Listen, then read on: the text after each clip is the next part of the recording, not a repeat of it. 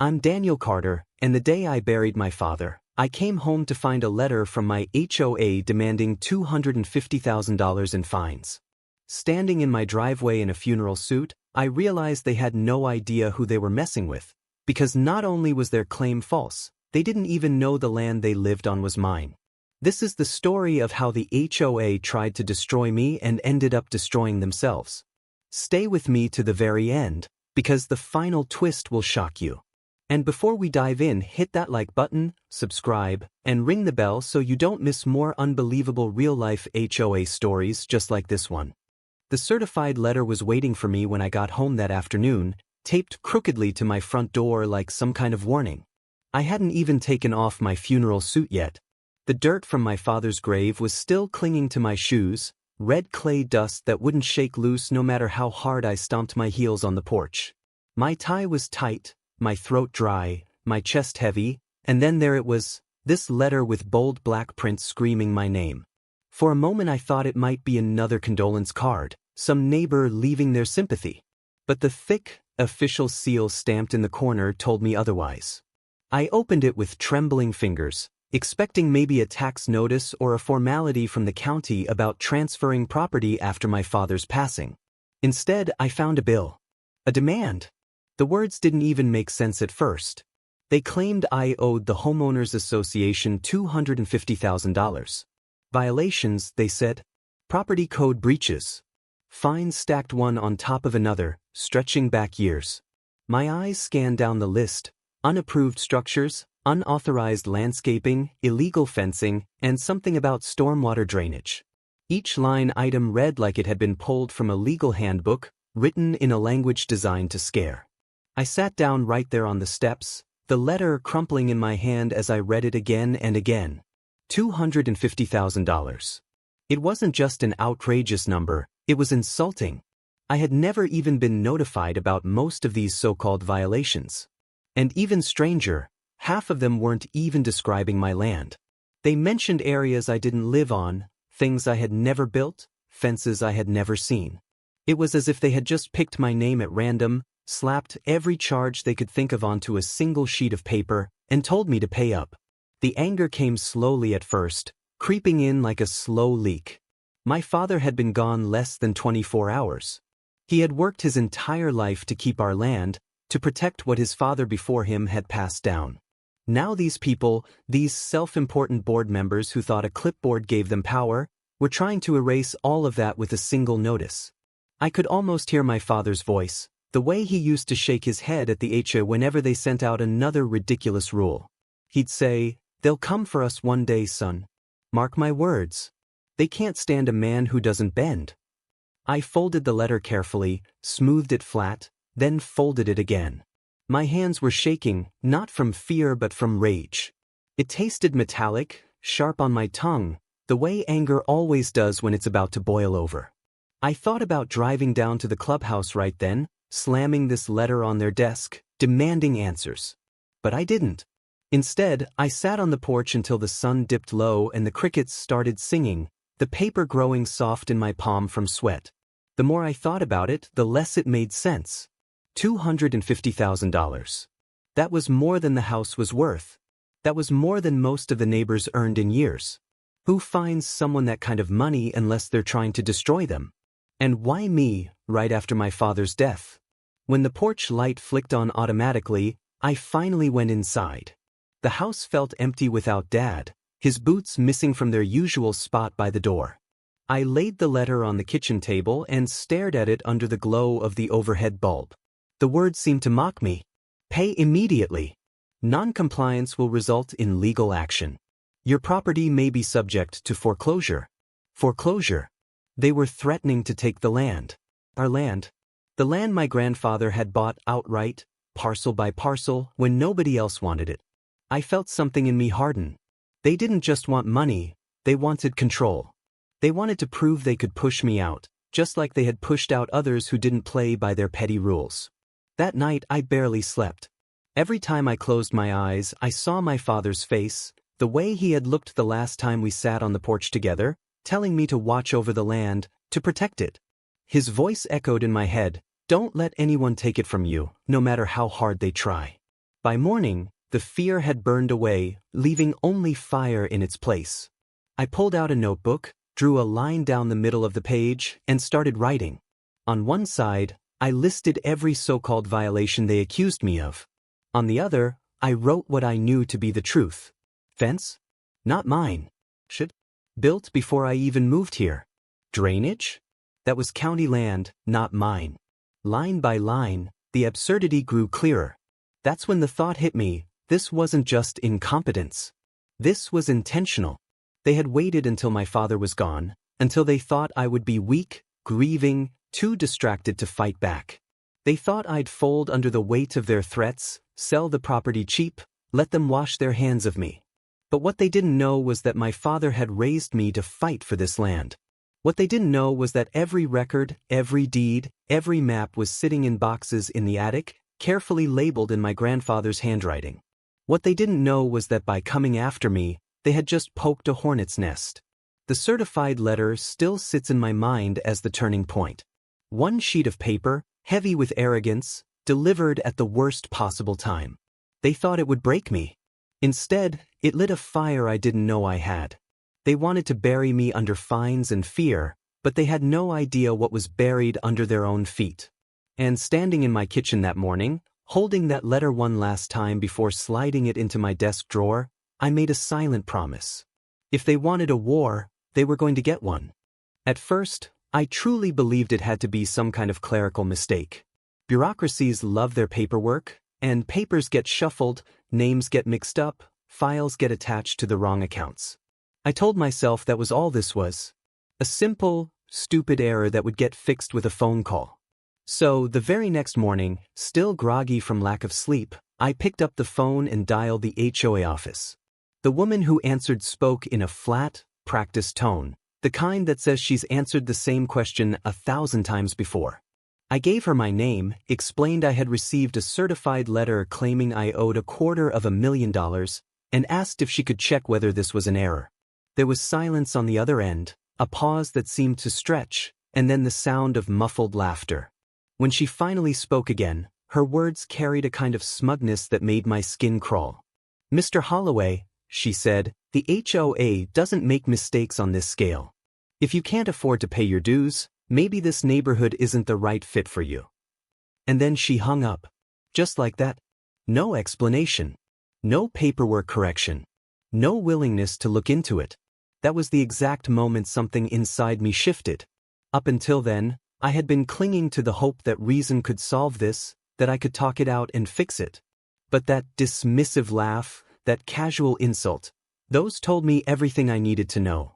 This wasn't an accident. This was a deliberate attempt to break me, to corner me into submission. I sat at the kitchen table staring at the deadline on the phone, heart pounding. If they wanted to play hardball, then I would meet them head on. My father had always told me, "Son, if you want to know the truth about land, you don't ask people, you ask the records." So, I did exactly that. That afternoon, I drove down to the county clerk's office, a squat, concrete building with faded paint and flickering fluorescent lights.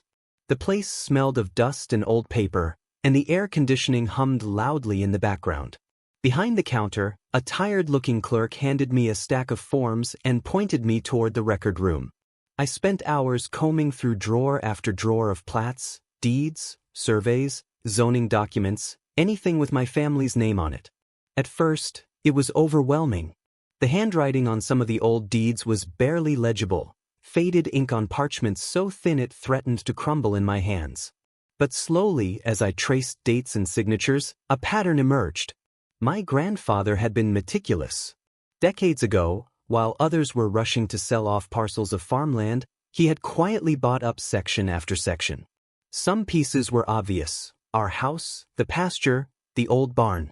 But others were less so: thin strips of land, easements, forgotten plots that looked meaningless on their own. I pulled out a large plat map from the late 70s and spread it across the table. My finger traced the lines, following the parcels marked with our family name. That's when my breath caught.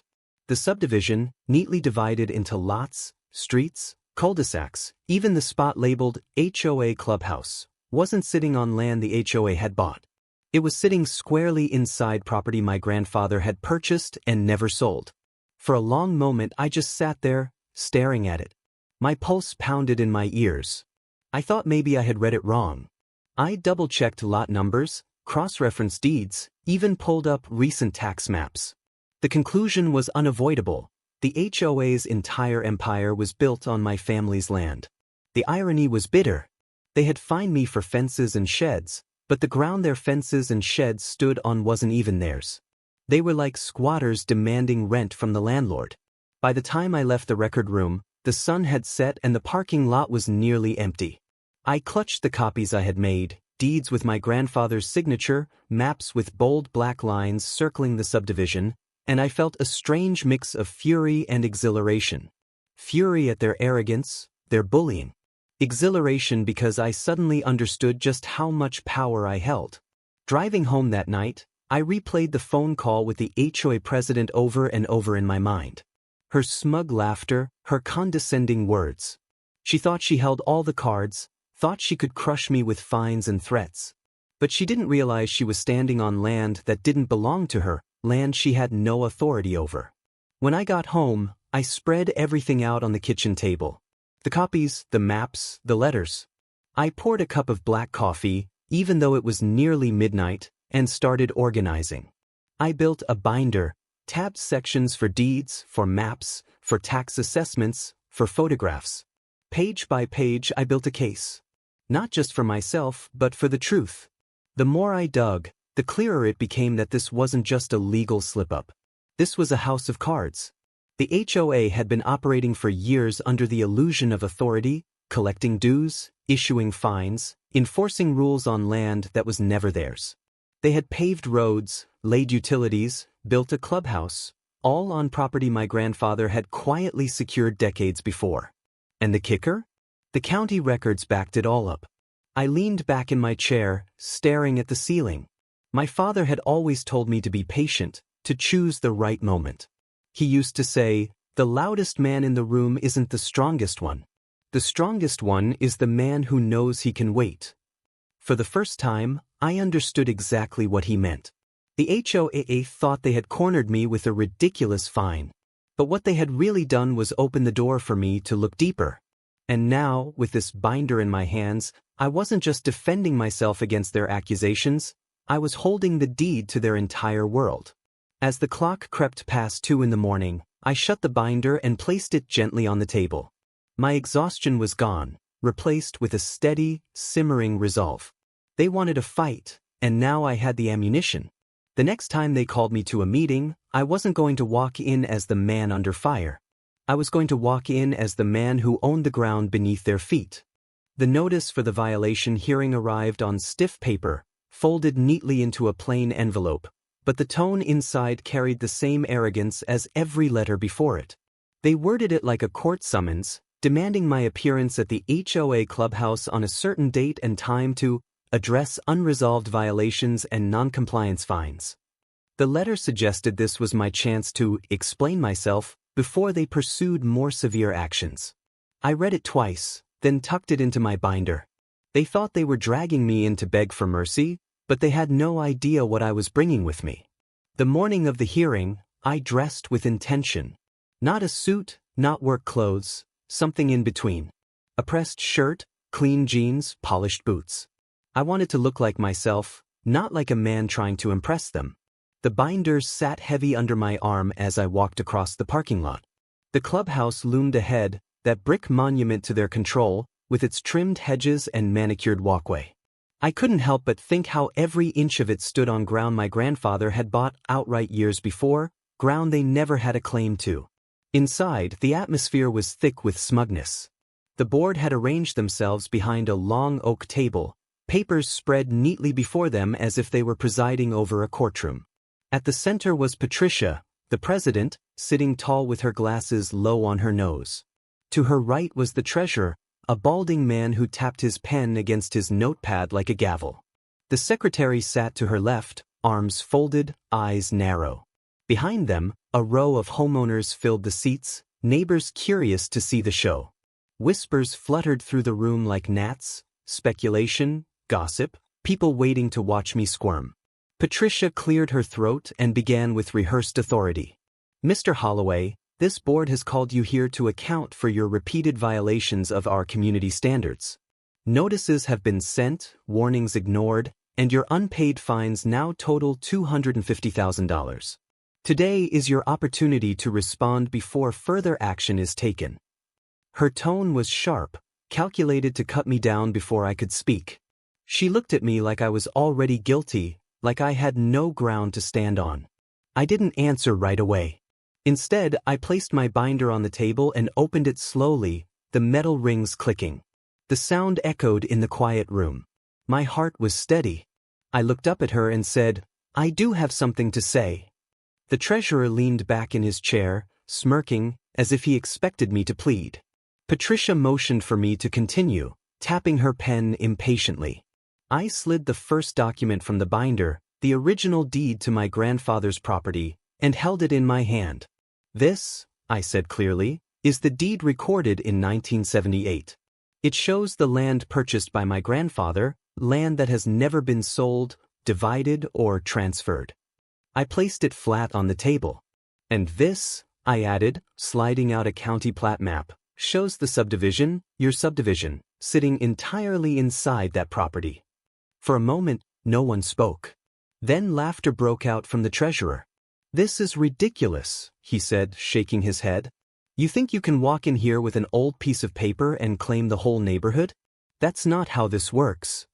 I ignored him and pulled out more records. Tax receipts bearing my family's name, surveys marked with official stamps, photographs of boundary markers still standing on the edges of the property. Each page I laid down was another layer of proof. The whispers in the audience grew louder, neighbors shifting in their seats, eyes widening as they tried to make sense of it. Patricia's voice was sharper now. "Mr. Holloway, even if this paperwork is authentic, it is irrelevant. The HOA has jurisdiction over all properties within this subdivision." I met her gaze and said evenly, "That would be true if the subdivision legally existed on its own land. But it doesn't. This building, the streets outside, every single house, none of it sits on property transferred to the HOA. You've been operating for years without authority. You fined me for fences and sheds that were on land you don't even own." A hush fell over the room. You could almost hear the weight of what I'd said settling in. Neighbors glanced at each other nervously. Some began pulling out their phones, whispering about county records, trying to verify it themselves. The smugness in Patricia's expression cracked for the first time, her lips pressing into a thin line. The treasurer tried again, his voice louder now, almost desperate. "You're bluffing. You don't have a case. This board has the backing of state statutes, of contracts signed by every homeowner here." I slid the binder shut with a sharp snap. "Then I suppose we'll let a judge decide. But make no mistake, these fines are worthless. And once the county confirms what I already know, you'll realize it isn't me who's out of line. It's this board." Silence stretched. Patricia's pen had stopped tapping. Her hand rested frozen above her papers. Behind them, the audience was buzzing, some shaking their heads, others wide-eyed, and a few looking suddenly pale as the reality sank in. If what I was saying was true, then their HOA wasn't just corrupt. It was built on a foundation that legally didn't exist. I didn't wait for permission to leave. I picked up the binder, tucked it under my arm, and walked toward the door. The whispers followed me out, rising into a storm of voices. Every step away from that table felt lighter, more certain. They had summoned me here expecting fear, humiliation, maybe even surrender. Instead, I had dropped the truth in their laps like a bomb. When I stepped into the sunlight outside, I let out a breath I hadn't realized I was holding. I hadn't needed to shout, hadn't needed to argue. The facts spoke louder than any defense I could have made. And now, for the first time, the board knew what I knew. They weren't standing on power. They were standing on borrowed ground. That hearing was supposed to be their chance to crush me. Instead, it was the day the cracks in their empire began to show. They thought I'd come to beg for forgiveness, but I had walked in carrying the deed to their entire world. They didn't believe me at first, not really. The board tried to brush it off, to pretend my evidence was nothing more than a distraction. Within days of the hearing, I received another letter, this one colder, shorter. It claimed the board had reviewed my statements and found them to be without merit. They said my fines would continue to accumulate until I complied. It was almost laughable, reading their confident words while the binder sat beside me, filled with every scrap of proof they couldn't erase. They wanted me to believe nothing had changed, but the cracks were already spreading. The neighbors had heard. People who had sat in that clubhouse whispered to each other over fences, at mailboxes, at backyard barbecues. Some laughed at the idea, dismissing me as a desperate man spinning wild tales to escape fines. But others weren't so quick to scoff. A few came quietly to my door, asking if what I'd said was true. I showed them a page here, a document there. I didn't have to convince them with speeches. The stamps, the signatures, the maps spoke for themselves.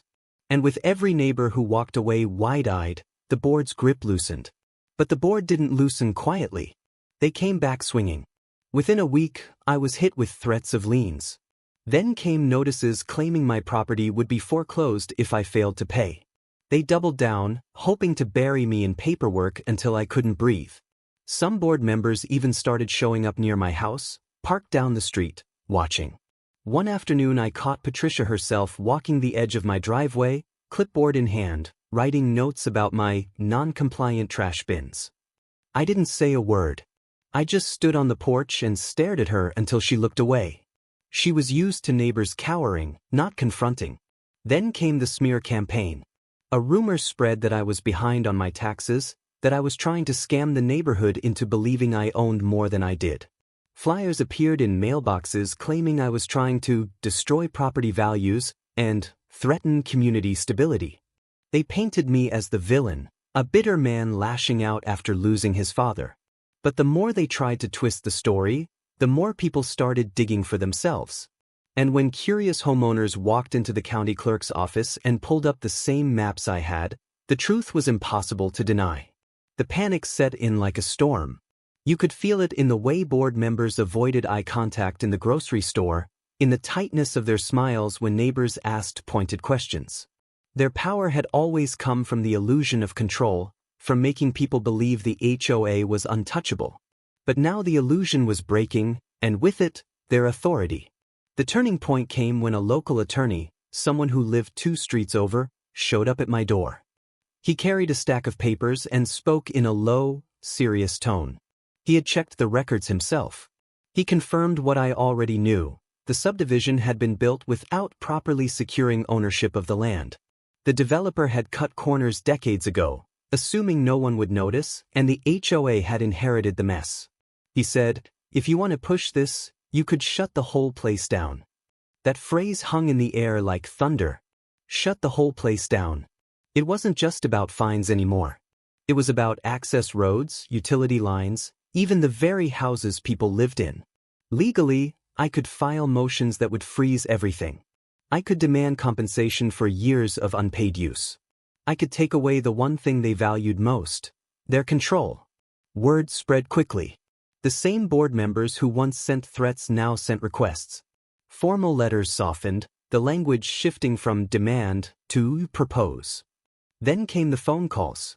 First from the secretary, asking if I would be open to discussion. Then from the treasurer, suggesting we find a resolution for the good of the community. Finally, Patricia herself appeared on my doorstep, her voice measured, her tone careful. She asked if we could negotiate terms. But I remembered her laughter on the phone, the way she had dismissed me without a second thought. I remembered the smug faces at the hearing, the lies in their letters, the intimidation tactics. They hadn't come to me out of respect. They had come because they were cornered. And I wasn't about to let them forget that. The truth was, I didn't need to threaten them outright. My silence was louder than anything I could have said. I kept the binder close, updated it with every new piece of correspondence, every record I found. I watched as the board turned on itself, meetings growing heated, accusations flying. Some members resigned quietly, not wanting to be tied to the sinking ship.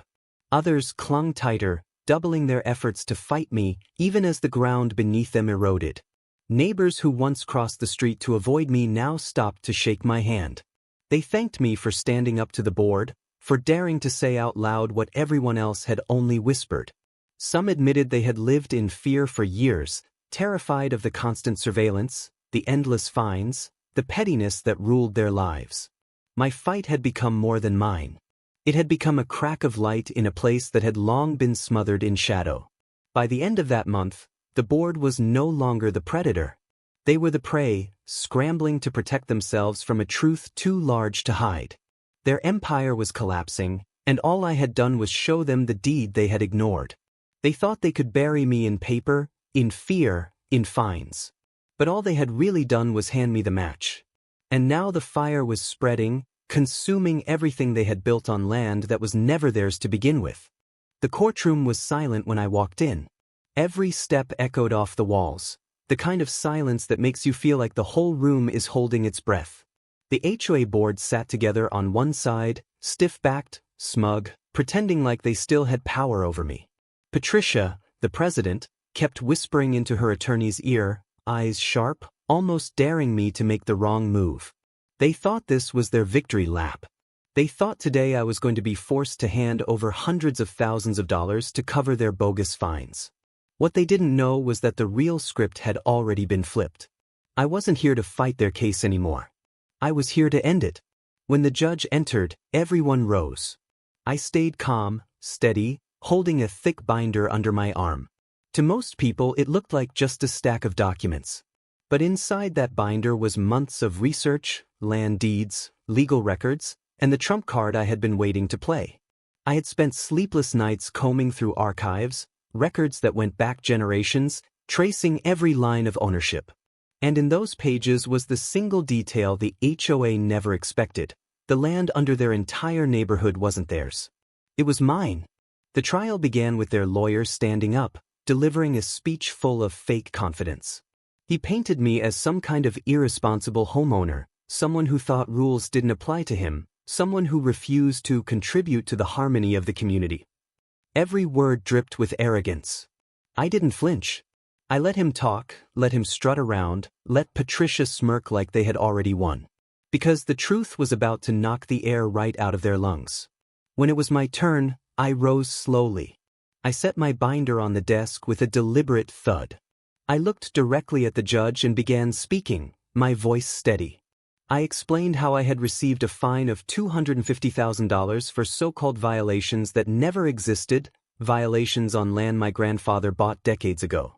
I told the story of how I had uncovered the real chain of ownership, how I had gone to the county office, the courthouse, digging until I found the missing piece. And then I slid the deed across the table for the judge to see. The moment those papers left my hand, I saw Patricia's smile vanish. The judge leaned forward, eyes scanning the document. He asked me to explain. Calmly, I laid it out. The entire subdivision, the very land the HOA claimed to control, sat on property that had never been legally transferred. A loophole, a mistake, a forgotten filing, call it whatever you want. The bottom line was that I, by right of inheritance, owned not just my house, but the ground under every house in that neighborhood. Their rules, their fines, their authority? It was built on nothing. They were squatters on land that didn't belong to them. Gasps rippled through the courtroom. Neighbors sitting in the audience turned to each other, whispering, some in disbelief, others in anger. Patricia's lawyer stammered, tried to object, but the judge silenced him with a raised hand. The judge wanted to hear more.